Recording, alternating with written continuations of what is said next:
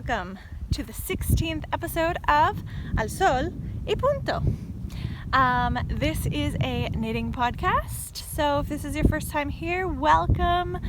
I hope that you enjoy this little time with me. My name is Nicole. You can find me as ThymeWeaver on Ravelry and Instagram. And yes, I am a New Yorker living in the south of Spain, and yeah, I've been knitting now for probably almost as long as I've been living in Spain, so more than a decade. And I'm here with my dog Oso, who has made the camera fall quite a few times so far because he's just never-ending energy. And we are using a fallen tree as a tripod today, so hopefully, yeah. So I'm here because I wanted to talk about a bunch of things, about a finished object, about a new object that I cast on and finished since the last time I recorded. So it's something totally new to show you all. And like always, at the end of the episode, I will talk about a plant. And today I'm going to talk about the Malva family. So that includes Hibiscus and Marshmallow Root. So we'll talk about that at the end, because I do like to talk about a plant that catches my interest, either for naturally dyeing or for herbalism in some form of medicine, or just because I think it's a really special creature being. And yes, so all right, so we are going to begin this episode. If you don't know, I do record these episodes in both Spanish and English. So that's why I record them in like segments, because I do one segment in English and then in Spanish and switch back and forth. If you are a Spanish speaker watching this video in English to practice your English, which I know some of you do, good for you. Congratulations. I wanted to say that last night we had a knit night with Spanish native speakers in English. So we met on Discord, there was 6 or 7 of us, and it was really nice. We were there for a while talking in English, all as the second language. I mean, English is my first language, but everyone else had English as a second language. And it was really cool to see everyone together. And yes, so there's a link in my Instagram, and maybe I'll leave it down below, or just send me a message if you're interested in joining our next one. I don't know when the next one will be, but probably in the beginning of November 2021. If you're watching this far off in the future, maybe we're still doing it. Maybe we're not. I don't know. Okay, so I'm going to stop this and then we're going to continue. So nice to see you. Thanks for coming back. Hope that you can enjoy this little video. I don't know if it'll be a long one, a short one, who knows? You will know because you can see how long this video is, but I have no idea. We'll find out. Okay. Hi friends, this is Nicole from the future. I just wanted to say that the previous video and some videos that will come after this were recorded in the past, and I have just been so busy with everything, with Barcelona Knits, with getting all of your advent calendars sent out. And yes, so I'm back, and I will be adding some more videos at the end to tell you about this lovely sweater and a few other things. But I wanted to mention that there was a giveaway in the last episode, and now we have the winner. So congratulations! And that means that you win a free pattern from my Ravelry shop. And no spoiler, but at the end of this video there might be a new pattern, I think. Also just chilled out on the side of the mountain. And yes, so thanks for watching, and back to the past and then back to the future, but we're all here. It's all the same. Okay. Okay, so first I want to talk about this finished object. I have my little Oso here. He has decided to rest while I podcast. We've been walking for a long time, honestly. But I don't want to step on him. I don't want to step on the rocks. I'm also on the side of a hill. And if I'm over here, you probably can't hear me, but let me just show you a little bit what it looks like.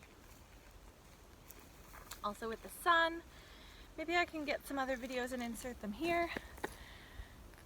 But you can see the cables with the shadows of the sun and like these flip stitches and stuff.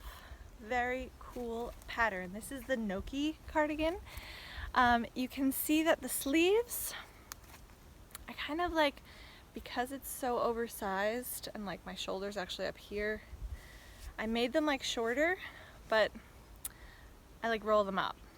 So I don't know if maybe I will revisit that in the past. I was thinking that maybe I could like undo this part and then like knit like a, I don't know, a tighter sleeve in some way, because I don't know. But I'm very happy with it. It's very warm. I finished this probably the day that I uploaded the last video, so that was like almost a month ago. And I've probably been wearing it every day since, even though some days wasn't necessary because we're having very warm autumn weather here in the south of Spain. I mean, it's always sunny, but like right now I'm actually wearing shorts because I came up to the mountain, and if you're like hiking or doing any movement, you don't really need to be wearing too much, especially in the sun.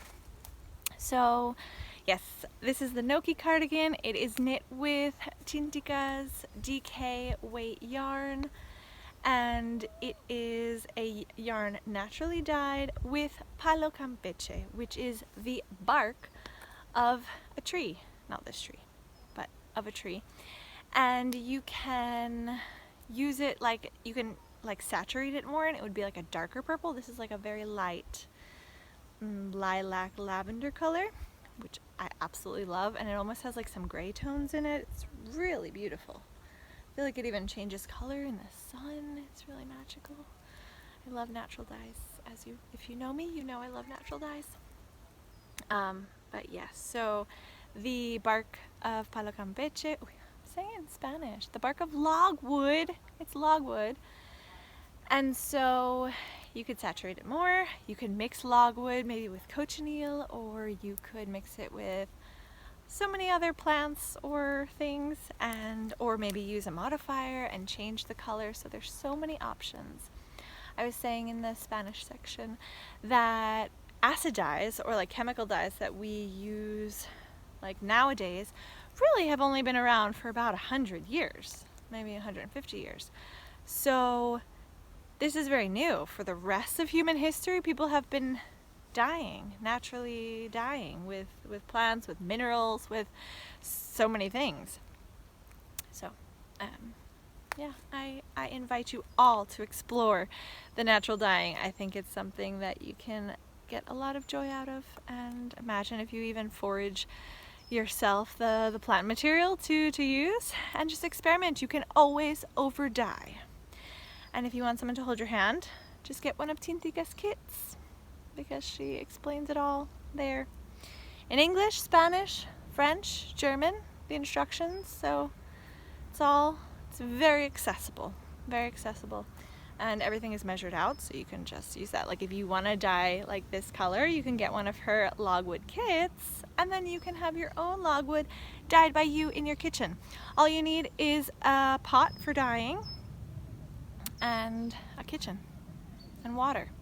The pot for dyeing, I would probably use one that is no longer in your cooking rotation, maybe because like have one reserved for dyeing, but you could either get one at a dollar store, yard sale, or just use one that you don't use anymore. I think we all have old pots in the kitchen that we can dedicate to our natural dye adventures. Although most of the things are edible, so you could dye in that, and you could always like use like some kind of bottle or container that you were going to recycle anyway to do the mordant-ing, because maybe I wouldn't really eat alum, although you can put alum on your skin. Alum is the mordant. Anyway, I'm getting off on a very long tangent, but Tintica is there to hold your hand if you're interested, or if not, just go for it. Rogue natural dyeing, and like I said, you can always over dye. Anyway, Noki Cardigan, really cool pattern. I love it. I'm super happy about the finished product. I don't think I mentioned this here, that I still have not blocked it because it's so scrunchy and fluffy and voluminous, like in these cables. I didn't want to block it because I think that because it is a superwash yarn, I think that like it's gonna fall a little bit, you know? And yeah, but I've really been wearing it like every day, and I love it. Okay, more things. Now Oso's like encroaching on my space and I'm gonna end up over here. Okay. And now I have something very special which I didn't have last time I saw you. I just cast it off last night in the beautiful English speaking knit night we had. No, actually I was about like 5 inches before casting off. Oh my god, but I haven't blocked it yet. I haven't weaved in the ends, woven in the ends. Yes, I am an English teacher, I promise. So I haven't woven in the ends yet, but it's so soft. It is knit with Trega Conscious yarn, which is a organic merino wool, and held double with her ethereal base, but actually, which is a mohair base. So the mohair that I have is not actually her ethereal base because she was testing mohair bases and she gave me one which was actually not the one that she decided on. So this one does have some nylon in it, and her ethereal base is only silk and mohair. So it's got to be even more luxurious, but this is luxurious as it is, but this is not actually the real ethereal Trega. But let's imagine it is. And this is perpetual. Her perpetual base, which does have some nylon in it as well, because I ran out. This is one skein and a little bit. You could see where the color changes here. Really not in this sun. I'm gonna see if I could go somewhere else and record some more of this because look at this, is burnt out. Totally burnt out, but let me go over here. Wow, wow, wow, wow, wow, wow, wow. So this is my shawl. Here are the ends I need to weave in.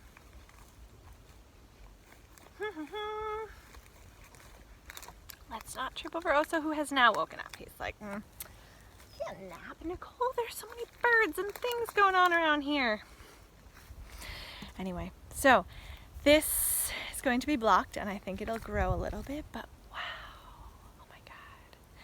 so this is called Forest Maiden, because clearly Forest Maiden. I knit this shawl in Inca's base, which was like an alpaca silk, really fine lace. And I've got plant material because there was plant material in my bag. I was collecting comfrey leaves. And of course, as Kat of Heather and Hops would say, I am a toddler with my knits. Yes, and this is like, anyway. So yeah, so I knit this for my friend for her wedding before the pandemic. I knit it in white so that she could wear it on her wedding day, and it came out a little bit smaller because it was like a thinner yarn. And this is a fingering weight yarn and held double with a strand of mohair. So it's bigger, but I made it because for that same wedding, which was supposed to be during the pandemic, but it was canceled, it was postponed once, and then actually just canceled because my friends are already married. They were just having the party, but because of everything, it's just... Anyway, so I made myself a dress for that wedding because I was going to be a bridesmaid in the wedding, and I sewed a dress. I found a sewing teacher. She helped me a lot. Thank you, Pilar. And yes, so I made a dress which is gray, silver on the outside and pink on the inside because my friend said that the bridesmaids had to wear gray. So I just found a gray silver that I loved, and it was mikado, which is a type of fabric that on one side is one color. It's very like shiny and satiny. Anyway, I was invited to a wedding at the end of October. I was invited to a wedding at the end of October, and I was thinking that a short sleeve dress that was meant for a June wedding is not appropriate for an October wedding, but I have to wear my dress because I made it and I need to wear it somewhere, and when am I going to wear it? So I decided I'm going to wear my dress, but I needed to knit a shawl. So I started this like a month ago and finished it in like no time at all. I'm so proud. I was saying to my friends, I was like, I don't know if I am a better knitter from 2 years ago or simply like I have muscle memory for all of these lace patterns, but like I didn't even use a lifeline, like not one lifeline. Here, let me show it to you a little bit better. Look at how cool that is. And actually it's better than the first one. The first one I had so many problems because like it's so soft, it's so luxurious. It reminds me of my grandmother because this color is a color that she really liked, and it's so soft, and she loved like soft, lovely things, and I think that's where I get all of this love for the wool from, and like natural fibers. But yes, even my mother said, oh, it reminds me of your grandma on my dad's side, her mother-in-law. But yes, and this color, it's very similar. I don't know. Ooh, man. We're gonna have to go somewhere else and record this. But it is very similar. It is like golden glow. Man, you guys are just gonna have to bear with my scatterbrain here. What was I even saying? That I didn't need lifelines, that it was super easy the second time around, and that because it's lace on this side, it's not really nice. There's a wrong side and a right side. So when you knit this, you knit one row of lace and then everything purl. That is why Portuguese purling is super, super important to have in your tool belt, because then the purl rows are actually really fun, because purling with Portuguese knitting is so easy and so fun. So that's my shawl. Oh, and it also works for the Find Your Fluff Cal. So Caitlin and Jackie of the Caddy Jacks Knit podcast have a year-long cal going, I think, until the end of the school year. And it's called Find Your Fluff. So the idea is to knit things that have like fluffy suri or mohair. Oh my god, this is so nice. Literally just finished it last night. Gonna block it, but it's just really, really nice. And yeah, I think I was saying that when I first knit this, I thought that you had to like put color work, because it was the first time I did the big lace pattern, and I thought that you had to put stitch markers like in between the lace repeats. That is not what you need to do, because the lace repeats like move. So if you have stitch markers there, it's just a big disaster. So you just have to remember the repeats. But really, it was so easy, which sounds insane because it looks so difficult, but it was so easy the second time. I don't know if it's because it was the second time or because now I'm just a pro knitter. What do you guys think? But I have realized the joy of knitting something a second time, and I was thinking how I kind of want to knit that cardigan a second time. I was the kind of person where I would say I never read a book twice, I never watch a film twice, listen to music twice. Yes, I definitely listen to songs on repeat often. But knitting a pattern, I was like, there's so many patterns to knit, I'm never going to repeat them. But then I realized that the second time around is so nice because you know what you're doing. Even though this was 2 years ago, I didn't even remember what I was doing until I got into it. But yes, Forest Maiden by Lily Pond. Great pattern, highly recommend. Okay, so I wanted to show you from inside my home so that you can see where the line is. But it's fine, and honestly, if you look right here, we have little hearts. Do you see that little heart? I don't know, I saw it while I was knitting. So this is before blocking, and now we are going to give it a little bath and see what happens. I think it's going to grow, but isn't it fun? So at the end, you do, I'm going to stretch these out, but you do these like increases, like double yarn overs here. And so the end, there was 455 stitches at the end. But when you cast off, you cast off like knitting two together twice. So actually the cast off was 910 stitches to bind off. It's beautiful. So now we are going to give it a bath.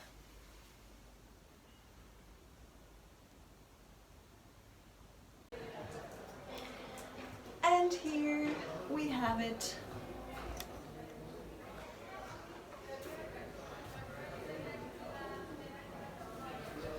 And here it is after blocking. Okay, so now we're back to the future and we're sitting here in the shade of an olive tree.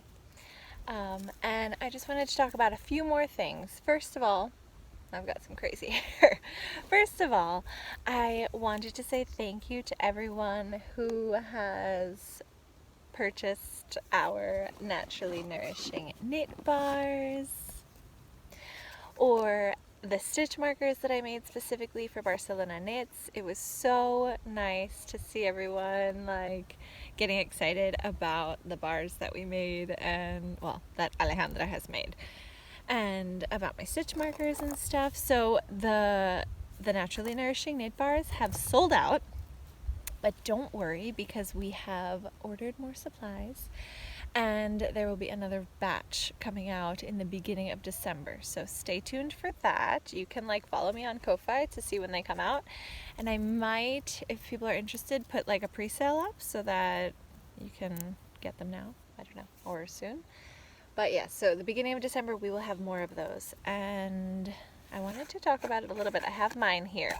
So I've been using mine since, so it's like already kind of used. I'm gonna put a photo here of what they look like when they're new. I've had mine now since August, and as you can see, I've been like rubbing off on this side, and you can use these as, I've been using it as like a lip balm because all of this is edible.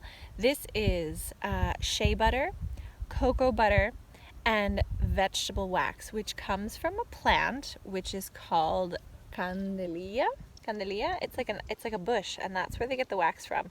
And like shea butter is even used for cooking sometimes. Cocoa butter is used for cooking, and vitamin E, which people take in like capsules. So all of the things are edible, and I love it on my lips. I don't know if anyone remembers, but when I was in high school, it was like super popular to get one of those like glue stick sized cocoa butter lip balms. They were like really big.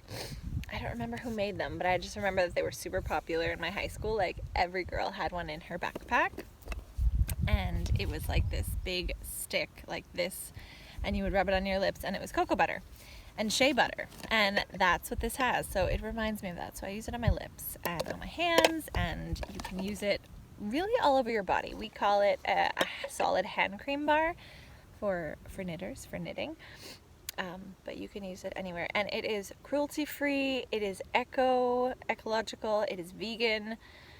So, and my sister-in-law makes them one by one and she put so much love into them, and she like chose all the ingredients specifically to make like the most nourishing, amazing bar out there, because she told me that there are lots of recipes that you can use like coconut oil, but she said it's not the same as cocoa butter, which is like from cacao, no, and it smells like chocolate and makes you want to eat it. That's where I looked into like if this is edible, because someone was like, it smells so good that I want to eat it. And I was like, well, honestly you could, but it would be like eating a stick of butter, so I don't know if you want to eat it, but you can put it on your lips and no problem if you ingest that, because it's all edible and wonderful.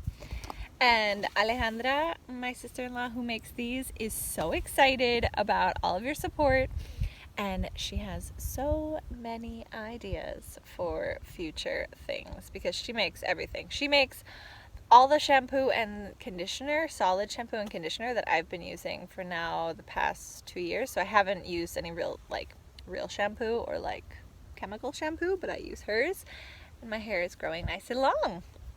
So it's nice, it's really good. and she can explain more about that stuff than I can. It's funny because I remember that last year one of the things I wanted to do as like a New Year's resolution was to learn how to make like creams and stuff. I never actually did that, but it's okay because everyone has a special talent and a special thing that they're good at and love doing, and Alejandra does it so well. So we're gonna leave that stuff to her and we will stick to our things. And what else did I want to tell you? Oh, pardon this interruption, but Nicole from the future, further into the future, from a different olive tree, different day, but I'm here to interrupt past Nicole, who was talking about a collaboration which really she realized she should not talk about yet.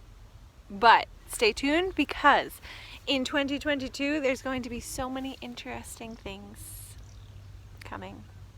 So many things to share, but I don't want to talk about it yet because I'm not the only person involved. Collaboration. And I thought that I could come here and interrupt myself and talk about another collaboration which I had forgotten to talk about last time, and about what I'm knitting on these days, which there's been very little knitting because I have been so absorbed in Barcelona knits and finishing up the Advents and working and living, you know, so I haven't really been knitting too much, but I'll show you that first. I have been working on my Trega Hat, and this is a design by Marianela Gallo, and as always, I love all of her designs. It is translated to English, so you can knit it. I have my little Barcelona Knits stitch markers, the little fishy for the sea, and the butterfly for the mountains. And this yarn is Mandragora yarn, and it's a DK. And Marianela's pattern is called Trega, because Trega is a magical village in the north of Spain, in Galicia. And apparently it's like really old, and honestly I probably could read to you from her pattern because Marianela always has really interesting inspiration. She likes to knit from like places. Inspiration. One magical place in Spain, Galicia, a strategic and beautiful place on our map, is Santa Tecla. After asking a Galician friend to tell me about a magical place from her part of the country, she showed me this place, and I loved it immediately. El Castro de Santa Tecla, Trega in Galician, is a beautiful place full of history and situated in the mouth of the river Minho, which was continuously occupied between the 1st century BC and the 1st century AD. As design elements for the hat, I wanted to represent the river, so I actually just started the cable for the river which runs through the village, and with the wide ribbed cable which goes all the way up to the crown of the hat, and the sediment with texture, which is also formed with cross stitches because the sediment is very unique, shaped by houses with walls forming circles, and this texture reminded me much of those structures of more than 20 centuries ago. I hope you enjoy this knit and that you travel to this part of the world which is believed to be very magical. Because the yarn is called alquilare, which in Spanish is like witch's coven or something, which is I don't know, a gathering of witches. So that's the yarn by Mandragora. There's also, and the pattern by Marianela Gallo. I love it, like everything else that Marianela does. I can mention here that if you don't follow Marianela's channel on YouTube, I highly recommend subscribing because for December she has something very special coming out which has to do with our TTT Advent. I'll leave it at that. And I wanted to talk about a more pertinent collaboration, which is the 2021 agenda calendar. It is bilingual, and this is my version, which was the prototype. I printed it out at my local print shop. So this is a collaboration with two friends from here in Granada who are artists and do acuarelas, watercolors. and prints. And so with their art and some of my photos and art and things like that, we made a 2022 calendar. And also with my local print shop, who is really awesome. He prints all my cards, and he's just like super helpful and like really creative with the printing, and always helps me make really cool stuff. So we made this. I love the back. I love the color. It's kind of my favorite color. It's like Vitex. It's like Vital Vitex green. And this is our calendar. It's hard to see in the sun, but it is full color. And there are like prints. So we have on this side, we have all of the dates, and they're in the days of the week are in Spanish and in English. And you have space to write. And here I always left on every page like extra space in blank, but always with one of the drawings and one of the paintings or something in the corner. But space for you to make your weekly lists. And the paper is like really luxurious because it's 120 grams and it's like shiny and beautiful. And every page has something different. And I'm really excited about it. Oh, here it's very light. You can't even see it. But yeah, I wanted to leave space. I love this with the mushrooms. I wanted to leave space because this is the agenda that I made myself last year. And I loved writing all of my like to-do lists here, like what I'm working on knitting. And then at the end, you just have some blank pages with also some art. You have the moon calendar. What else do we have here? Oh, then you have like the monthly calendars, and they're like rainbow, which is so fun. And what else? Oh, and I even, look what I have. Look what I have here. Some blank pages and mullen. And actually, I have mullen in my pocket. Which pocket is it in? I don't know where it is.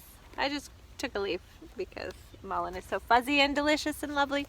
Anyway, so that is our calendar. It's available on my Ko-Fi. Obviously, this is a time-sensitive collaboration because you don't want the calendar in February. You want it before January. So get on that if you want to have this beautiful calendar accompany you in the 2022. I love it. So here, my albaicín, and it says ThymeWeaver and La Mora, Acuarelas y Grabados, and it says a collaboration amongst neighbors because the two of them are my neighbors, and I'm really proud of our creation, and I hope that you will enjoy it. It's beautiful. As you can see, mine is the prototype, and when we printed it out, like I don't even think you can see, but this is like over to the right because printing is difficult. It's not the same as what you have on your computer. But we fixed that, so now all of the ones that are being sent out, look at how cool these like prints are. So cool. Again, that's available on Ko-Fi, and it is to support the local artists of my neighborhood. I love like working with different people because here in Granada so many people do really creative, awesome things. And I think that if we all work together, we can like make fun things to share with the world. Anyway, let's go back to past Nicole, pass it back to her, and she'll finish talking about whatever she was talking about. I don't know how much I'm going to cut out of the secret collaboration, which I'm not going to talk about, but that's also more fun things. So many fun things. Oh, and I finished the body of that Stephen West sweater that I'm knitting. And I got some short needles to do the sleeves, so hopefully I can finish it before Christmas. The plan was to finish it before August. That didn't happen. Knitting takes time, and that's okay. Okay, ciao. Back to the past. Yes.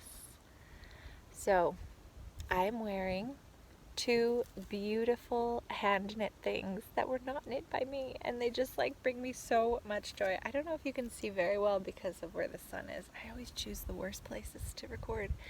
But this is a cowl knit by the lovely Erica. I received this in summer, and like it was like 100 degrees, and I totally wore it to sleep the first night because it just smelled like Australia and love and everything.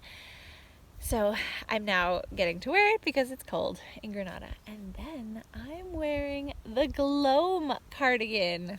Chevy Rell, if you're here, well, if you're not Chevy Rell and you don't watch her podcast, check her out. I'll leave her information down below. She's awesome. But she knit this sweater. It has like texture here, but because of the speckles, maybe you don't see it as much. But yeah, I think you can see it. And this is a cardigan that was knit by the most amazing Kat of the Heather and Hops podcast. So if you don't know her, check her out. So Kat, a few weeks ago, made a video talking about all of the things that she knit, like all the sweaters. I think she divided it up. She said all of the sweaters that she knit in 2021.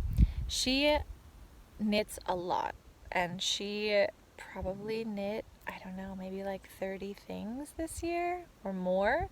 And so some of the things, she said that she just didn't need them in her wardrobe, which blows my mind. And she said that she would be happy to find them new homes. And so when I was getting ready for the wedding, I thought, I saw that video and I was like, maybe Kat and I can do like a swap, and she could send me some item that I could use with my dress for the wedding. And so I talked to her and she showed me this, which is like pink like my dress, but in the end I did not wear it to the wedding because I knit up a shawl, which I will talk about more in a minute. But we decided to do a swap, and not only did she send me this amazing cardigan, which is called the Gloam Cardigan, and I didn't know what gloam meant, so obviously I looked it up. And gloam is like the time right after sunset, you know? I think photographers call it the blue hour. And I thought that was really beautiful. And the yarn is a DK weight by Ching Fiber, and it has cashmere in it, and it's so warm and so luscious. And the name of the colorway is Sunflower Maze, which I also really liked.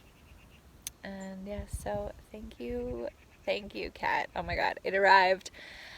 My like special boxes always arrive in a moment when I'm like feeling kind of down. And it was just like, so it came on like a Friday night at like 9 p.m., which is so bizarre that a package comes at that time, but it did. And I opened it up and there were so many lovely other surprises in there. She made me, I don't know if she made them or someone else made them, but it was this like pillow, but it's filled with lavender, homegrown lavender and hops, and it smells so good, and you can like sleep with it near your pillow, and it is so nice and relaxing. And then some more of this yarn, and then some Surrey alpaca. I'm going to insert some footage here so that you can see it, but the Surrey alpaca, I've never knit with Surrey alpaca, but I am all about the fluff.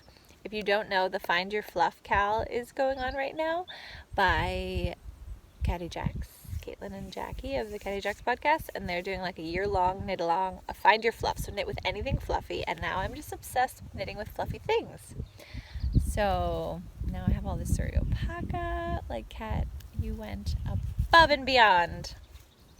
And yes, so okay, now I'm going to talk about a few more things, but let's turn off the camera so that it doesn't overheat. Okay, I changed olive tree because in the shade over there I was getting a little chilly. In Granada, in the shade it's cold, and in the sun it's summer. So I thought I could show you a little bit better this cardigan, which is absolutely beautiful, and I love it. It's very similar to the other one, except that it has shorter sleeves and the color is different, and I love it. And I've been wearing it since it arrived. So thank you so much, Kat, and thank you, Erica. I'm just full of all of my love and knitting friends and everything. So thank you all.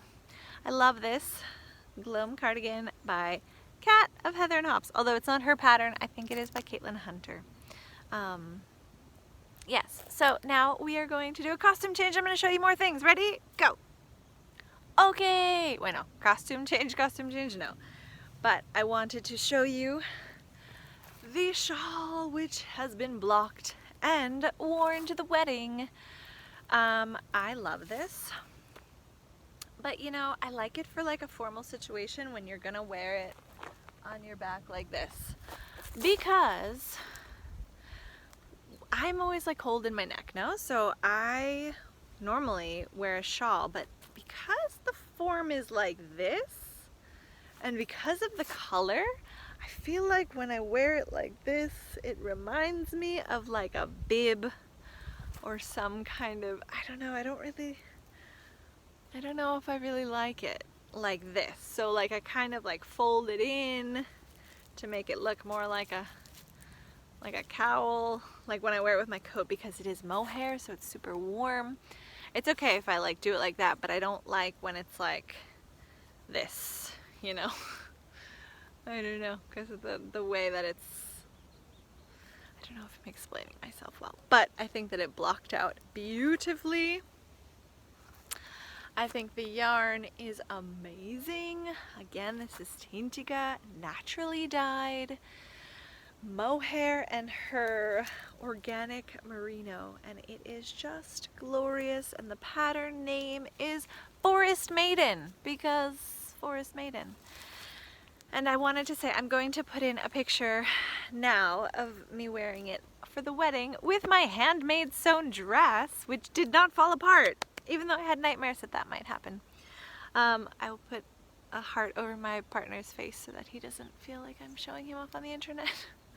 Although, if you saw the picture on Instagram, you probably saw it already. Anyway, so yeah, it was really nice to wear this. The wedding, it never rains in Spain. Well, that's not true. It sometimes rains in Spain, but rarely, especially in Seville in October. And it, like, the weather forecast was that it was gonna pour all weekend of the wedding, and I was like, oh my god, it's gonna be terrible. But it was fine. And there's a thing in Spain where apparently if you put eggs for Santa Clara, then it doesn't rain on your wedding day. And it worked in a way, because when we were inside the church, as soon as they got married, you could see through the stained glass windows that the sun came out, and we were like, oh my god, it's sunny. And so when we left the church, like, we were able to throw the rice and the petals, because that's what they do, they throw rice and petals for the bride, no? And it was glorious for like 30 minutes.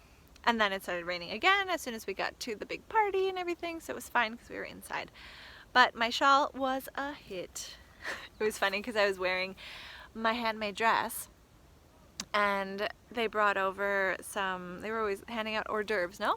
And there was this like ball of cheese with this like red, like a candied apple but liquid. And I was like, yeah, I'll try that. So I took it, and Alejandra, my sister-in-law, was like, oh, that would be like the worst to slop. And I was like, Ale! And we went running to the bathroom, and luckily she had like a wipe that was magic and got it off. So the dress is fine, no problem. It's all good. But yes, the shawl was great. I love the shawl, so I highly recommend this pattern. Surprisingly super fast and easy, and I highly recommend the yarn by lovely Aida of Tintiga. Okay, more things. Okay, I wanted to tell you that now the Dear Friends mitts are available on Ravelry and on Ko-Fi, and I love them. This is a collaboration between Aida of Tintiga and I, and we made this pattern for the Knit 3 Words Challenge, but we kind of went off in our own creative way with that anyway, so it's coming out a lot later than all the other patterns for the Knit 3 Words Challenge, but that's okay. We love them. We're so excited to share them with you, and I thought it was good to say it now, because imagine if in Barcelona Knits you bought that really one special skein of yarn, and then your knit friend bought this other one really special skein of yarn. You can divide them and then share 50 grams of one color and 50 grams of another color, and you can make some awesome mitts. But honestly, you don't even need 50 grams of one color. It's all in the pattern. But each mitt weighs like 25 grams, mine at least. So really, even with less than that, you can, with a quarter of a skein, you can make a quarter of one color and a quarter of another. You could make these mitts. So stash buster, Christmas gifts, really fun, color work, Latvian braids. I was just listening to a podcast that was talking about color dominance, and it's so true. Because I don't know if you know about color dominance when you are doing color work, but with one hand you are colored, is your color dominant hand, and then whatever color you use with that hand, the color will be more in front than the other. I don't know which one is mine. You have to pay attention and look at that, but every person is different. But you can see I was changing and switching them around. So some of my little specks are like in the front and some are in the back, but it's okay because they're little fleas, and I like that they're all different. And you don't have to do both mitts. You could do both mitts like the same colors, but I switched mine and made them like opposite because I like things that are like that. And I think that they're fun and they're perfect for knitting and working on the computer when your hands are cold, or taking a walk and you have your fingers free. So I highly recommend this pattern. And yeah, I think that's it. I think we are done. I just wanted to say thank you to everyone for all your comments and for everything that you guys always write to me. I don't always respond immediately, but I always see them and they give me a huge smile and make me really happy. And yeah, just to say thank you and to say thanks for watching if you made it to the end. And now we're gonna go talk about Malva, the marshmallow family, and all of those beautiful flowers and plants. And I will see you next time. So, ciao ciao! Okay, and I forgot to tell you about the Navilanakal, which is the knit-along organized by Merche of Te Con Lana and myself.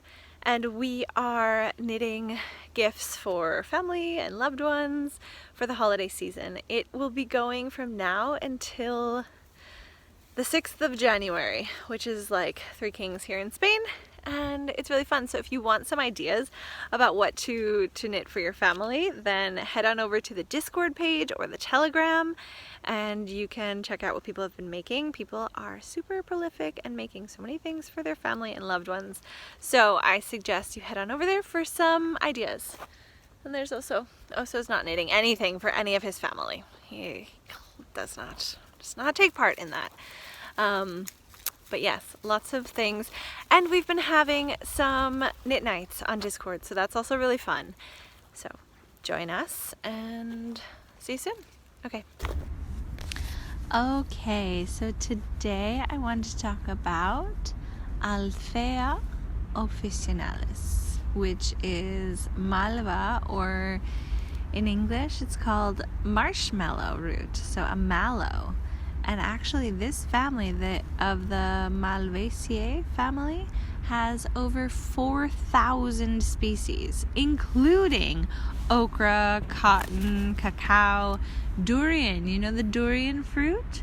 All of these. Linden is also in the Malvaceae family, which is all surprising, but not at all surprising to me, because malva, the plant, or mallow, they're like a really common low-growing plant that has beautiful little flowers, big flowers, depending on the species. But they grow all over, and it's funny to think that the linden tree, which is so big, is related to this little plant. But I see it in the texture of like the leaves and the infusion that you can make from it. It's very what's the word? I don't know. Mucilagynous, because there's lots of mucopolysaccharides in these plants, which gives a sweetness to it, and this very like thick, almost gooey if it's too thick, but if it's heated up and hot, you drink it hot, then it's nice and smooth. But this is where the medicinal properties come from, because all of these plants, well, maybe not cotton, but mallow, marshmallow, linden, these plants have this mucilagynous property, and they're like gooey and viscous, and this is the healing matter. And it's something that is very moistening, cooling, and just really wonderful for so many parts of the body. So when I decided to talk about malva, or Malvaceae family, and marshmallow root and marshmallow in general, I was thinking of Marshmallow Root because this is what I use as an infusion sometimes. And also the flowers. I have some blue mallow flowers, which are really nice. And with this plant, if you want to extract the mucilaginous properties, you want to do it in a cold infusion. There's lots of minerals, and you can make a hot, like linden. I do make a hot infusion of linden, but then I make a second the next day, a cold infusion to extract these emollient properties and things that are really good for the digestive system, for the respiratory system, anti-inflammatory. It's very soothing. Anything that is like red hot inflamed tissue in the digestive system, like heartburn or gastric problems, any kind of itis, inflammation in any of your your mucus membranes, these plants will be wonderful. Imagine if you have like a dry cough, the leaves are really nice, very gentle, just like linden. And yes, so I make a cold extraction of the root of the malva plant, of the marshmallow. And you might be thinking, marshmallow? Like marshmallows? Like s'mores? Campfire? Well, actually, apparently ancient Egyptians used to use this plant to make like sweets. So that's where marshmallow comes from. And yeah. And the name of the Althea officinalis, which is the marshmallow plant that I'm talking about specifically, the Altheian comes from Greek, which means to cure. So this is something that has been used for a long, long time medicinally. Imagine, sorry, I'm here with Oso, just dropped the phone as I'm recording. Imagine if you have any kind of like sores in your mouth, or dry mouth, or tonsillitis, or maybe some kind of dry cough. Imagine now, in the northern hemisphere, and when I'm recording this, we're going into the colder months, and so like having the heating system on or wood stoves is very drying for your respiratory system. So these plants, which are mucilaginous, will be super helpful for you. You could use it on your skin as like a wash or a compress for maybe psoriasis or eczema, or also, for any kind of itis. Oh, it's also good for like cystitis, like your bladder. What else? I've got lots of notes all over the page here. But yeah, so what I do with the malva or the marshmallow root is I just take a big handful, maybe like 30 grams or an ounce, and a liter of cold water, or a quart of cold water, and just leave it overnight in the cold water. And the next day you strain it off. It is thick, so if you feel like it's too thick and you don't like that when you're drinking it, you can heat it up. And it has like a very sweet flavor. Oh, it also has lots of prebiotics, which is like food for the healthy bacteria in your gut. I would definitely put it in the fridge. It doesn't last that long. I would say after 24 hours you should have drank it all. Also in this family is hibiscus, which is that beautiful red flower. It's actually not the flower. It's not like the petals that you make the infusion of. It's like the calyx of the like under the flower. And this is a wonderful plant in the Malvaceae family, and it has lots of minerals and vitamins, and like selenium, chromium, flavonoids, which is the same as what you would find in green tea. Lots of calcium, manganese, potassium, vitamin C. It's great for your heart.